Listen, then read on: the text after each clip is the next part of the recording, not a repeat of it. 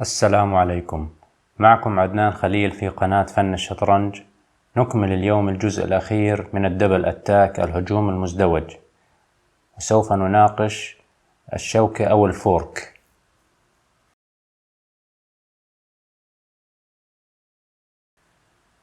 تتم الشوكة من خلال مهاجمة قطعة واحدة لقطعتين من قطع الخصم بنفس الوقت، ويمكن عملها بجميع القطع بما في ذلك الملك.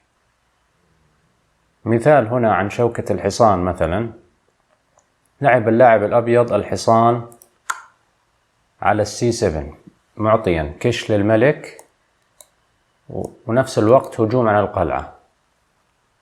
نلاحظ أيضا هنا مثلا الفيل بالنسبة للاعب الأبيض، لعب الفيل أكل الجندي على C6 معطيا كش للملك، نفس الوقت مهاجم الحصان فأخذ الحصان. هنا أيضا بالنسبة للقلعة لعب اللاعب الروك للC4 مهاجما الفيل والحصان بنفس الوقت، وسوف يأخذ أحدهما. أيضا الجندي بإمكانه عمل شوكة كما في هذا المثال. مثلا لعب الأبيض الجندي إلى D5 بفورك الحصان والفيل، وسوف يأخذ أحدهما. هنا شوكة الوزير، حيث أن اللاعب الأبيض قام بلعب الوزير على E6 معطيا كش للملك، وبنفس الوقت يهدد القلعتين والفيل والحصان. هذا فورك رباعي. طبعا لأنه الوزير مدى تغطيته أكبر، فكان بهذا الشكل الفورك. هذا المثال مثلا قام اللاعب الأسود بلعب القلعة على الروك C4 تشيك معطيا كش للملك، فقام اللاعب الأبيض بالرد الكينج على الB3 معطيا أو مهاجما القلعة والحصان بنفس الوقت. يعني حتى الملك ممكن أن يعمل فورك أو شوكة. نأتي إلى الأمثلة. هنا اللاعب الأسود رأى أن هذا الجندي مثلا محمي بالقلعة، فقام بأخذ الجندي بالحصان. جاء الحصان أخذ الجندي على الB3. قام اللاعب الأبيض بأخذ الحصان. أيضا اللاعب الأسود أخذ القلعة. هنا اللاعب الأبيض لعب البيشوب على الD5 كش معطيا شوكة إلى الملك والقلعة، لذلك اللاعب الأسود فقد قطعة.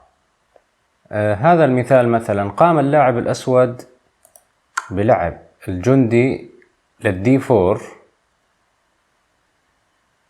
ليؤمن الحصان ويشن هجوم بنفس الوقت. فاجأ الأبيض بأنه أخذ الجندي بالقلعة، فقام هو بأخذ القلعة بالحصان. كانت المفاجأة أنه الملك أخذ الحصان وعمل فورك للقلعة والحصان، وبذلك يعني خرج الأسود خسران قطعة. لذلك في بعض الأحيان يجب أن تنتبه. يعني لما لعب اللاعب الأسود الجندي ما كان متوقع أنه مثلا يأخذ بالقلعة، ولأنه شايفه محمي هو بالحصان أساسا، هذا الجندي محمي بالحصان. لكن الأبيض عارف مسبقا أنه لو أخذ الأسود بالحصان فإنه سوف يأخذ الحصان ويعمل شوكة للقلعة والحصان، لذلك لن تذهب القلعة ببلاش. هذا المثال مثلا ما هي أفضل نقلة للاعب الأسود؟ أفضل نقلة للاعب الأسود أخذ الوزير على F3. قام اللاعب الأبيض باسترداد الوزير، أخذ وزير، وقام اللاعب الأسود بلعب الجندي على F5 بفورك الحصانين، فاللاعب الأبيض خسر حصان بهالشكل هذا، صار عنده تفوق، قلعة مقابل حصان، مع أنه اللاعب الأبيض كان متفوق، إلا أنه بهذا الشكل صار تفوق للاعب الأسود. هذا المثال مثلا، ما هي أفضل نقلة للاعب الأبيض؟ هنا يوجد يعني فورك ولكن بشكل مخفي.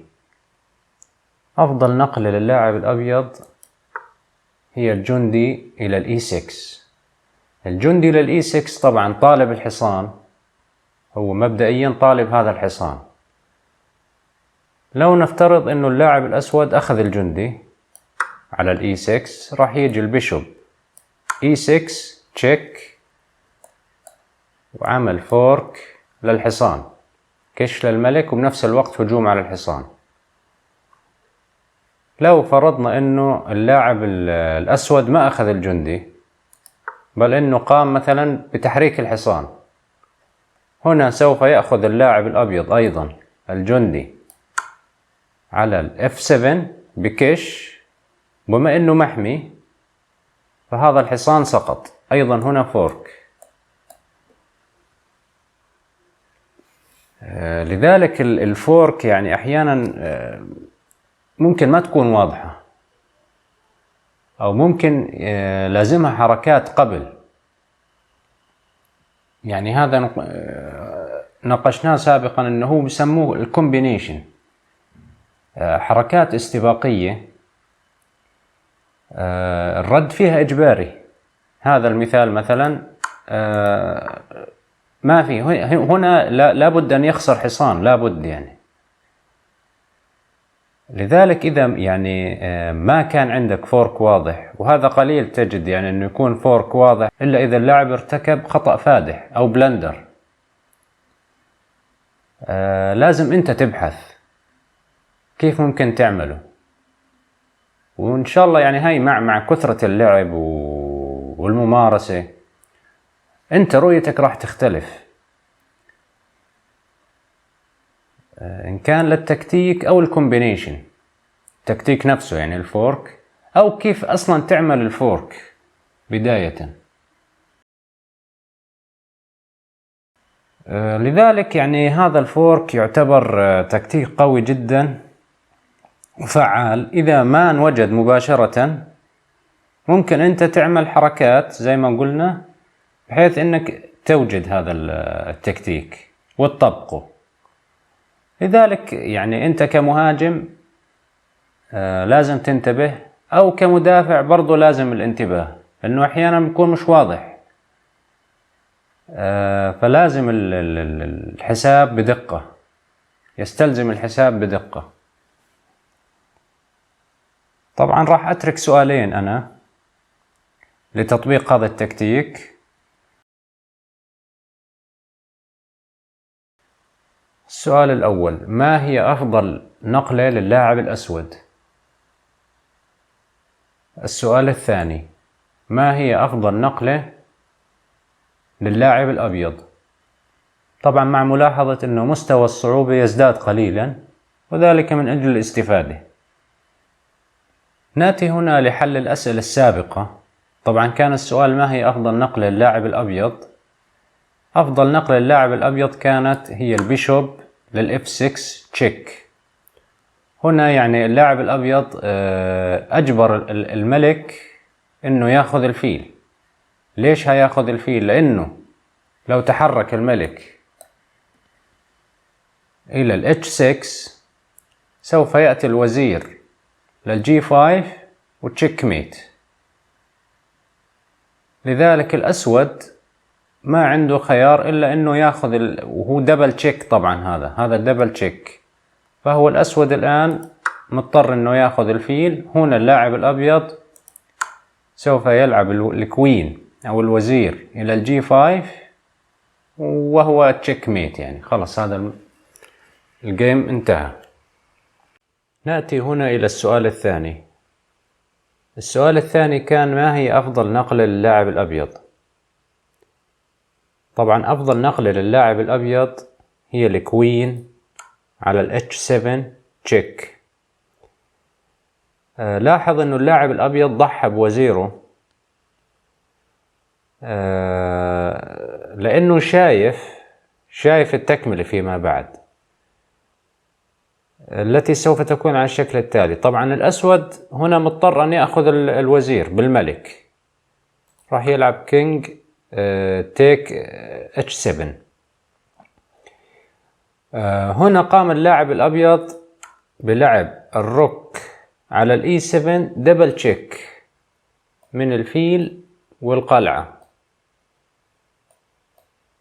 لذلك الملك طبعا مضطر انه يرجع، ما له اي مهرب. وقلنا طبعا انه الدبل تشيك يستدعي تحريك الملك، لا يمكن تغطيته بالقلعة، ولذلك لابد انه يحرك الملك، ما له ايه غير انه يرجع على الاتش 8. قام اللاعب الابيض بلعب الروك على الاتش 7 تشيك ميت. يعني ومن هنا يظهر قوة الدبل تشيك. صحيح انه اللاعب الابيض ضحى بالوزير، لكن شايف هو انه عنده دبل تشيك وعنده تكملة توصله للميت. شكرا اعزائي المشاهدين على المتابعة، نراكم في الحلقة القادمة ودمتم بخير.